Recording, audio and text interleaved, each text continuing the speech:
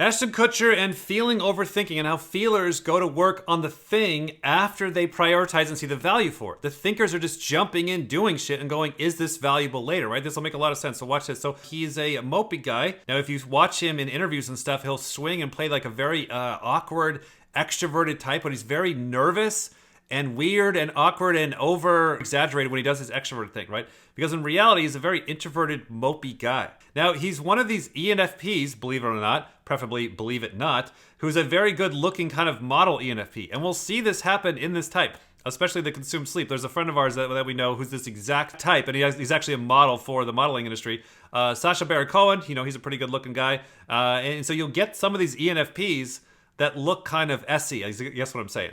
They don't look like the wacky ENFP. So this is back where we're talking about of like you'll get the clustering of looks inside of a type. I'm just looking at all these images that Shani got for me. Is that it? Okay, there we go. All right, so his type is actually ENFP, consume sleep, play, blast last, audio. So the interesting thing about that type is going to have masculine FI and masculine SI. So he's getting the masculine sleep and then the masculine SF. That kind of really plays out where your masculines land, right? All right, so the biggest thing I want to kind of share is this slide here. Let me make sure it's centered. It is actually centered. So kind of take this in. The story of how the feelers have to go to work on the thing later. And the thinkers, they get into trouble because they just work on the thing and then they're sad and crying afterwards, right? So let me read this. So the task we're talking about is washing a car. So a feeler largely is going, I love my car, so I want to keep it clean. I love this, then I'm going to go do it. So do they have special cleaner tools for this? What's the tool? How do you do it? I don't really know. I'll just use this old shirt, dish soap, and lots of love. Like you'll feel it. You'll hear feelers say that. Give it lots of love. This is taking forever, and I can see streaks everywhere. So the task kind of sucks because they're doing it wrong. Well, I made dinner for everyone, and they liked it, so they should jump in and help me do the work. You'll see this especially with the FEs, but the FIs do it as well. They're like, look, I really love this. I love you. I made you feel good. I gave you a thing. I gave you dinner. That's why FEs are so fucking psycho around presents, Christmas, and birthdays, because they're trying to set you up for their fucking trap, right? They're trying to figure out, what do you like? What do you like? I'm going to give you presents and what you really like, because later, I'm going to have you over on the weekend, and I want you to do all the fucking work for me.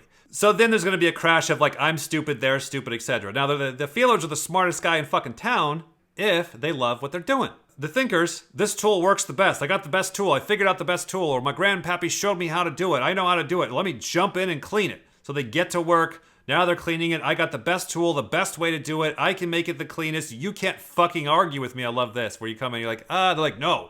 Blah, blah, blah. This is what I love. Convince me. Convince me there's a better. Like, how about fuck you? I'm not going to convince you about jack shit. Like, right? There's no value in it for me to like convince you, so I'm not gonna put in the work to fucking argue with you. Anyways, the crash of the thinker is then you got your fucking car clean, you won every argument in fucking town, and now you go drink, fill up your recycling bin, put it out there, buy your nice clean truck, fucking have a fucking beer every fucking night because you're sad and life is bad and people are mean to you and you don't even like the fucking car, you don't like your life, you don't like anything, and everybody hates you and you can't figure out why. But the thing's fucking amazing, right? So again, I'm creating these very bipolar extremes where I'm separating the F and the T as far as I can and then making them like clown house crazy super deep as far as the differences. Because nobody does either one of these to the extreme, right?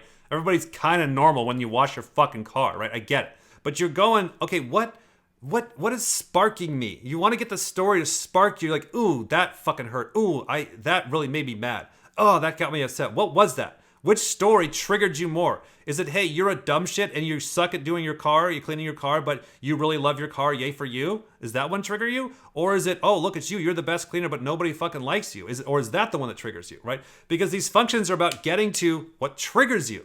What's the fear? What's the pain? Now, unfortunately, everybody wants personality typing to be out happy and ding-da-ding, and that's just not. People have been trying that shit for thousands of years. You can keep going down that road if you want. Here I am, I'll fucking argue with you. If you fucking want to go down the astrology and take a test and what are you good at, you can do another 1,000 years of that bullshit, and you're welcome to get the fucking same results everybody else is getting. How this objective shit works is you got to go to the fear. You got to go to the insecurity. You got to go to the blind spot. Because do these two, do they know they're doing that? No. But if you're watching on the outside, you can be like, hey, did you hear that? Did you see that? Hey, right? And then try and tell them, and they'll fucking argue with you, right? All right, so back to Ashton Kutcher, what he's about. He's a very funny guy, right? You know, ENFPs, they're all fucking funny. But they're also very smart when they want to be, right? If they want to, like, I'll use my T if I have to, right? Especially you gotta fucking piss them off. You gotta hurt them. You gotta really jab that masculine FI, and now they'd be like, all right, motherfucker, I'm gonna come back with a fucking tool. I'm gonna get you. What Ashton has fallen into is the dark hole of child slavery, sexual abuse, and stuff like that. So he's on the internet fighting with the cops, with the FBI, to find kids that are kidnapped, that are stolen. So it's a whole deep, dark world. I don't want to go into too much detail because that deep, dark underworld is a lot going on there that he's involved in, right?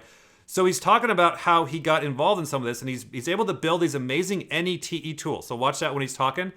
He's going to be saying, the understanding is extroverted. It's not this NI personal, I got this one thing. He's looking at the technology as an extroverted, non-personal tool. So load that story, take in my bias, and you'll see it when he's talking. But what's triggering him off is that he first got FI hurt, then he's like, gotcha, left, built the tool second, came back, here's the tool, and the tool had a great lineup because the value was already needed on the front end. This tool is effective, it's efficient, it's nimble, it's better, it's smarter. Now, there's often a misconception about technology that in some way it is the generator of some evil, that it's creating job displacement, and that it enables violence and malice acts. But as an entrepreneur and as a venture capitalist in the technology field, I see technology as simply a tool without will. The will is the user of that technology, and I think it's an important distinction. An airplane is a tool. It's a piece of technology, and under the right hands, it's used for mass global transit, and under the wrong hands, it can be flown into buildings. Technology can be used to enable slavery, but it can also be used to disable slavery, and that's what we're doing. Okay, you see that? So the extroverted functions are this, it's that. It can be used for good and bad. It's personal, non-personal, right? So you're seeing like the extroverted NE and TE. So it's like, what'll hit you with people is their saviors, of course. And then for some people, you got to watch. Sometimes their masculines will hit you. You're like, what was that? It could be a masculine demon. Wes Watson, right? Or David Goggins. What the fuck are you hitting me with? Well, those are his masculine demons, right? So and then the other ones that'll hit you is the extroverts. And this one is like, yeah, technology is this way. See the SETEs, they'll be like, yeah, business. This one, technology. Or like sales, popularity, SEFE. Yeah, the popularity, the sales, whatever, right? So you're seeing those functions. Now, I don't know, are those saviors or is it that? Or all I know is, you got the NETE somewhere in the function stack, right? Now he's going to get into his inner world where he's like, you hit my fucking FI, and then I went to the T. Now, when the Department of Homeland Security called us and asked for our help and asked if we had a tool, I had to say no. And it devastated me. It haunted me. Because for the next 3 months, I had to go to sleep every night and think about that little girl that was still being abused. And the fact that if I built the right thing, we could save her. So that's what we did. And now, if I got that phone call from Greg, wherever you're at, the answer would be yes. We've taken the investigation times of dark web material from 3 years down to what we believe can be 3 weeks. The tool is called Solus. Once again, I won't go into too much detail about the tool, but it's being used by 40 agencies across the world today in beta, and we believe that it's going to yield extraordinary results. And just like Spotlight, it gets smarter and more efficient and more cost-effective over time. There you go. That's a really, really powerful statement. That's exactly what you're seeing. Is he's got to hit that dark masculine FI then SI. So imagine the hell that guy dropped into. Going into something that dark, and he's like, I don't know what to do. I want to help. I can't help. And how much that would haunt him. And he's even communicating through the emotions, right?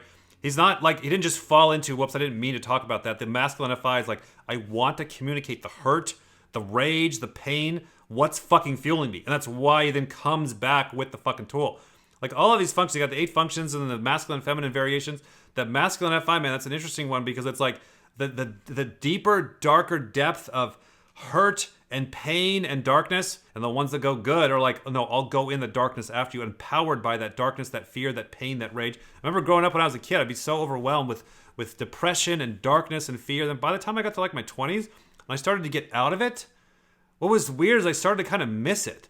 I'm like, kind of am fueled by that. I kind of feel very alive in the darkness, the pain, the depression, the hate, the hurt, the abuse, just the wickedness of the world, the darkness, the depth of the world. The masculine FI, a lot of times if it's not overwhelming, you don't go fucking nuts or go bad, they'll use that as the power source. So you see with David Goggins and even Ashton Kutcher, like he is fueled by the pain and the darkness. And he's saying it right there in that little clip.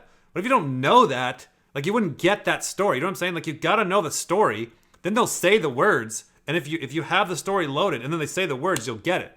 But if you don't have that story ready, and somebody says something crazy like that, you would just go right over your head.